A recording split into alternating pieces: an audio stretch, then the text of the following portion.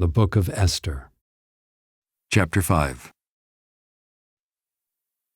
On the third day, Esther put on her royal robes and stood in the inner court of the king's palace, in front of the king's quarters, while the king was sitting on his royal throne inside the throne room, opposite the entrance to the palace. And when the king saw Queen Esther standing in the court, she won favor in his sight, and he held out to Esther the golden scepter that was in his hand. Then Esther approached and touched the tip of the scepter. And the king said to her, "What is it, Queen Esther? What is your request? It shall be given you, even to the half of my kingdom." And Esther said, "If it please the king, let the king and Haman come today to a feast that I have prepared for the king." Then the king said, "Bring Haman quickly, so that we may do as Esther has asked." So the king and Haman came to the feast that Esther had prepared. And as they were drinking wine after the feast, the king said to Esther, "What is your wish? It shall be granted you. And what is your request? Even to the half of my kingdom it shall be fulfilled."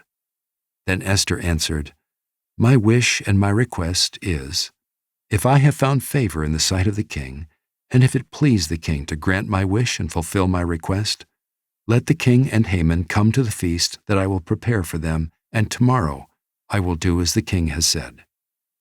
And Haman went out that day joyful and glad of heart.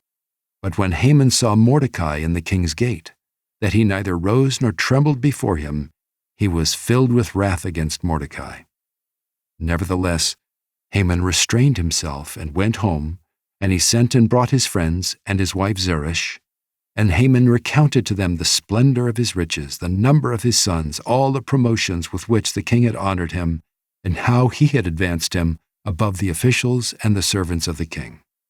Then Haman said, "Even Queen Esther, let no one but me come with the king to the feast she prepared, and tomorrow also I am invited by her together with the king. Yet all this is worth nothing to me, so long as I see Mordecai the Jew sitting at the king's gate." Then his wife Zeresh and all his friends said to him, "Let a gallows 50 cubits high be made, and in the morning tell the king to have Mordecai hanged upon it. Then go joyfully with the king to the feast."